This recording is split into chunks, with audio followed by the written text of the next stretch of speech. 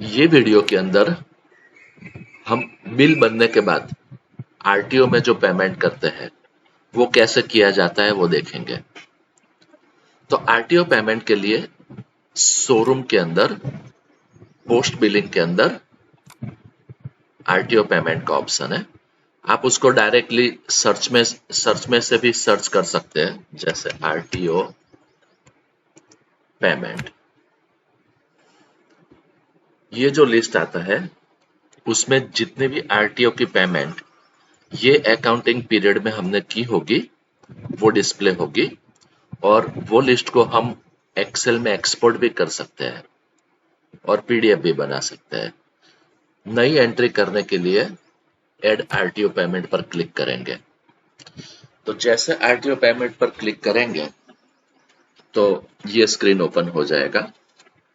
Default आज की तारीख आ जाएगी। यहाँ पे ये जो क्रेडिट अकाउंट है, मतलब जो अकाउंट से हम पेमेंट करेंगे वो अकाउंट का ड्रॉप डाउन यहाँ आएगा। उसमें से हम सिलेक्ट करेंगे, इधर कैश है या बैंक से पेमेंट किया होगा, तो वो अकाउंट हमें यहाँ से सिलेक्ट करना है। तो ये जो बैंक या कैश का अकाउंट क्रेडिट होगा और आरटीओ पेएबल अकाउंट डेबिट होगा। ये आरटीओ पेएबल अकाउंट जब सेल्स बिल बनता है तब क्रेडिट होता है और यहाँ पे ये डेबिट होगा। और आरटीओ में मान लीजिए कि कस्टमर से हमने जो कलेक्ट किया है और जो पे किया है उसका जो डिफरेंस रहेगा वो प्रॉफिट में ऑटोमेटिक कैलकुलेट होके प्रॉफिट अकाउंट में चला जाएगा। जैसे आप जानते हैं कि आरटीओ में अलग अलग जोन होते हैं, जैसे GJ01, GJ27। तो आरटीओ की जो साइट है वाहन, उसका पोर्टल में हम नॉर्मली जोन वाइज पेमेंट करते हैं। तो जो भी जोन हम सिलेक्ट करेंगे उसके मुताबिक यहाँ पे एंट्रिया दिखाई देगी। ये एक्चुअली क्या है, डमी डेटा है, तो इसके अंदर जोन डाला नहीं है। ऑल करेंगे तो सभी जोन दिखाई देंगे। तो नॉर्मली ऑपरेटिव प्रैक्टिस क्या होती है कि आज की तारीख में पहले आरटीओ की साइट जो है वाहन, उसमें पेमेंट होता है, उसके बाद सॉफ्टवेयर के अंदर अपने एंट्री करते हैं। तो सबसे पहले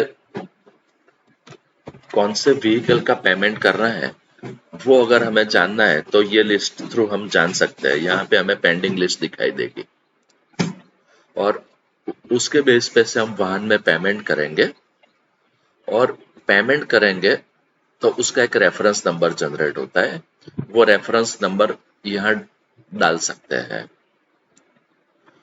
अपार्ट ऑफ दैट, वाहन में जो एंट्री करते हैं, मान लीजिए 5-7 जो भी व्हीकल का हमने पेमेंट किया, तो उसकी एक एक्सेल फाइल डाउनलोड होती है और वो एक्सेल फाइल को हम अपने सॉफ्टवेयर के अंदर इंपोर्ट कर सकते हैं।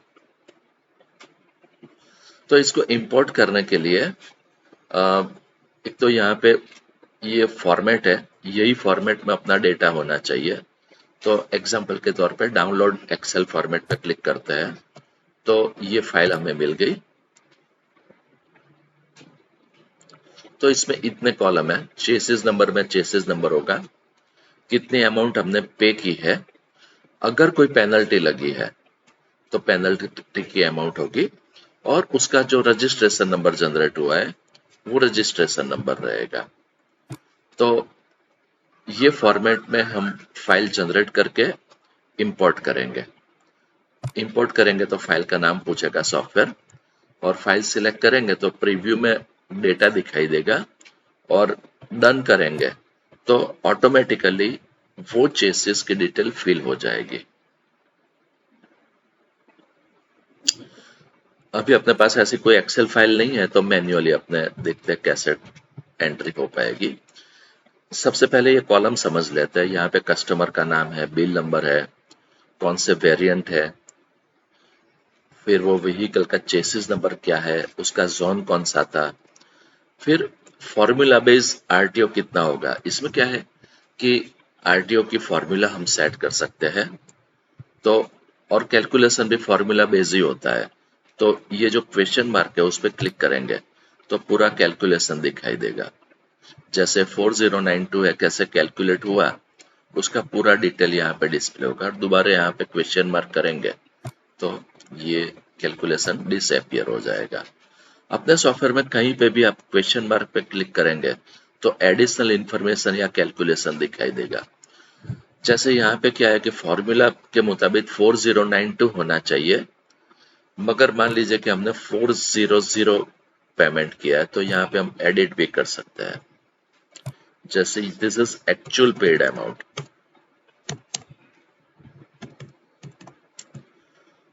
और यहाँ पे हम टिक करेंगे इसको, तो दैट मीन्स कि ये एंट्री का हमने पेमेंट किया है। उसके अलावा मान लीजिए कि 10 एंट्री और 10 का पेमेंट किया है तो यहाँ पे टिक करेंगे तो सभी एंट्री सिलेक्ट हो जाएगी, और उसमें से एक दो निकालनी है हमें तो निकाल भी सकते हैं। जैसे ये एंट्री का पेमेंट करते हैं, पेनल्टी की अमाउंट यहाँ पे डाल सकते हैं और रजिस्ट्रेशन नंबर यहाँ पे डाल सकते हैं, और ये एंट्री के बेस पे से यहाँ पे हमें टोटल दिखाई देगा कि टोटल कितना पेमेंट हम कर रहे हैं, कितना प्रॉफिट है।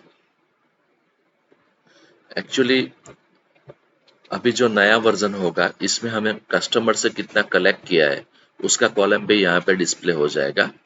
ये केस के अंदर हमारा आरटीओ में 450 रुपए का लॉस जा रहा है, क्योंकि कस्टमर से हमने उतने कम पैसे कलेक्ट किए होंगे।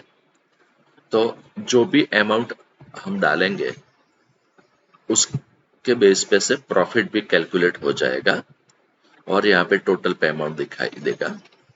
यहाँ पे हम चेक नंबर डालेंगे, अगर कोई प्रोसेसिंग फी लगी है या तो एजेंट को हमने कुछ पे किया है तो वो फी हम यहाँ पे डाल सकते हैं। कोई एडिशनल रिमार्क डालनी है तो रिमार्क डाल सकते हैं, और ऐड पेमेंट पे क्लिक करेंगे तो पेमेंट स्टोर होगा, मगर इसमें चेक नंबर कंपलसरी है क्योंकि हमने बैंक सिलेक्ट किया था। तो मान लीजिए कि चेक नंबर है, प्रोसेसिंग फी 0, तो ये एंट्री स्टोर हो गई। आप यहाँ पे देख पाएंगे कि एंट्री में के लिस्ट में ये एंट्री दिखाई देती है। या एक्शंस के अंदर इसको डिलीट कर सकते हैं, अपने अकाउंटिंग पर्पस के लिए उसकी स्लिप भी प्रिंट कर सकते हैं। ये आरटीओ की स्लिप आ गई,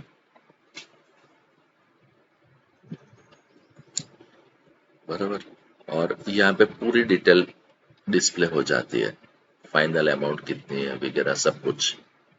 चेक नंबर भी यहाँ पे आ गया,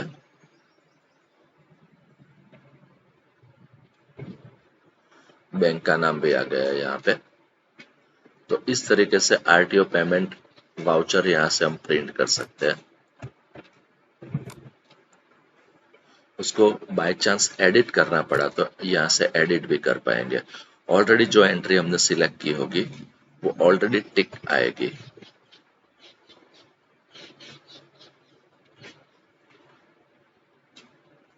और बाकी की प्रोसेस सेम है इसके अंदर।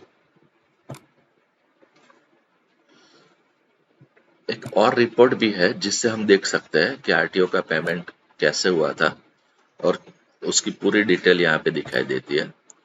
आरटीओ पेमेंट रिपोर्ट है, उसमें से जो भी पेमेंट हमने किया होगा फॉर अ गिवन पीरियड, यहाँ पे डेट रेंज सिलेक्ट कर सकते हैं, यहाँ पे एक्सेल या पीडीएफ फॉर्मेट सिलेक्ट कर सकते हैं, और बिल रिपोर्ट करेंगे तो स्लिप वाइज हमें पूरी डिटेल मिलेगी। तो ये भी बहुत यूजफुल रिपोर्ट है। तो इस तरीके से एकदम इजी वे में ऑटोसॉफ्ट वेब में हम आरटीओ पेमेंट का मैनेजमेंट कर सकते हैं। Thank you.